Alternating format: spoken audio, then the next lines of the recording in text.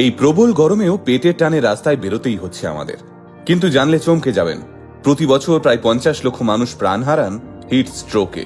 আমাদের শরীর যখন আচমকা তাপমাত্রার পরিবর্তন সহ্য করতে পারে না, তখনই ঘটে এমনটা। আর তাই এই গরমে যারা রোদের মধ্যে দাঁড়িয়ে কাজ করছেন, বাস, রিক্সা, বাইক কিংবা অটো চালাচ্ছেন, তাদের এই হিটস্ট্রোক বা সানস্ট্রোক হওয়ার সম্ভাবনা সবচেয়ে বেশি। আর একবার যদি কেউ সানস্ট্রোকে আক্রান্ত হয়, তার তৎক্ষণাৎ সঠিক চিকিৎসা না হলেই মৃত্যু কিংবা পঙ্গুত্বের মতো ভয়ঙ্কর পরিণতি হতে পারে। তাই এই গরমে যাদের বাইরে কাজ করতে হয়, বাড়ির সেই সব বাবা, কাকা, দাদা এবং মা বোনেদের জন্য আমাদের বিশেষ নিবেদন, কিভাবে বাঁচবেন সানস্ট্রোকের হাত থেকে। প্রথমেই যেটা বুঝতে হবে সেটা হলো সানস্ট্রোকের লক্ষণগুলো, যাতে আপনি আগাম সতর্ক হয়ে যেতে পারেন। 1. গরমে অনেকক্ষণ কাজ করতে করতে যদি বোঝেন ভিতর থেকে জ্বর আসছে বা শরীরের তাপমাত্রা আচমকা বেড়ে যাচ্ছে, তাহলে সতর্ক হয়ে যান। সঙ্গে সঙ্গে ঠান্ডা কোনো জায়গায় আশ্রয় নিন। 2.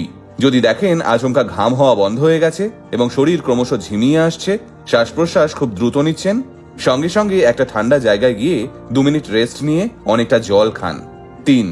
যদি আচমকা মাথা ব্যথা হতে শুরু করে এবং তার সঙ্গেই বমি পায় আর মাথা ঘোরাতে থাকে, তাহলে সঙ্গে সঙ্গে সতর্ক হন। এইবার আসি সানস্ট্রোক বা হিটস্ট্রোক এড়াতে আগেভাগেই কি কি সতর্কতা অবলম্বন করবেন সেই বিষয়। ভিডিওর এই জায়গাটা মন দিয়ে শুনবেন এবং আপনার বাড়ির লোকজনদেরও জানিয়ে রাখবেন। 1. দুপুর 11টা থেকে 4টের মধ্যে আপনাকে যদি বাইরে থাকতে হয়, তাহলে অবশ্যই সুতির হালকা পোশাক পরে বেরোন এবং তার সঙ্গে পা খোলা চটি পরার চেষ্টা করুন।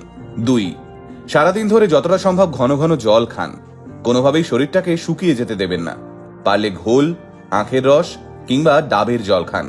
যদি সম্ভব হয় ব্যাগে সবসময় একটা বোতলে ওআরএস গোলা জল কিংবা নুন চিনির জল রাখুন। 3. চড়া রোদ থেকে সরাসরি কনকনে এসির মধ্যে কিংবা কনকনে এসি থেকে সরাসরি চড়া রোদের মধ্যে যাবেন না। এতে শরীর তাপমাত্রা নিয়ন্ত্রণ করার সময় পায় না। তাই মাঝের 2 মিনিট একটু সময় দিন শরীরকে থিতু হতে। 4. চড়া রোদের মধ্যে দাঁড়িয়ে কোনোভাবেই ঠান্ডা পানীয় বা সফট ড্রিঙ্কস খাবেন না। একটু জিরোন, তারপর খান। 5. মদ্যপান করে কিংবা বিয়ার খেয়ে গরমের মধ্যে রাস্তায় না বেরোনোই ভালো। অনেকেই আবার প্রচুর পরিমাণে চা কফি খান। গরমের দিনে রাস্তায় বেরোতে হলে এসব একটু এড়িয়ে যান। 6.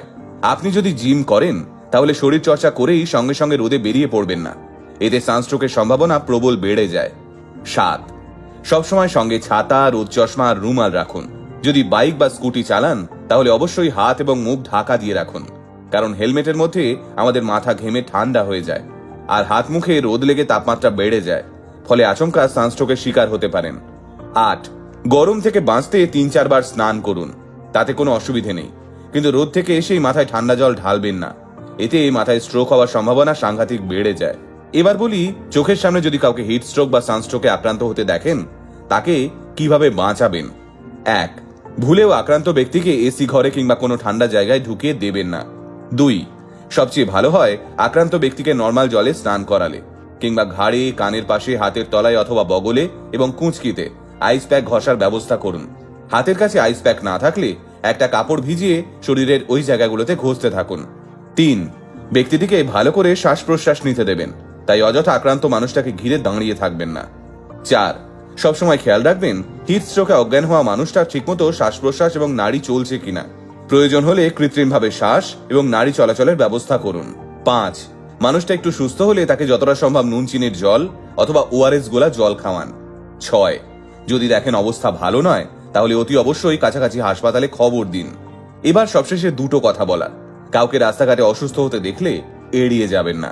আজ আপনি এড়িয়ে গেলে কাল আপনার বাবা মাকে দেখেও কেউ হয়তো এড়িয়ে যাবে। আর দ্বিতীয়, যদি সুযোগ থাকে প্লিজ প্রচুর পরিমাণে গাছ লাগান এবং সরকারের ওপর চাপ সৃষ্টি করুন যাতে তারা গাছ না কাটে।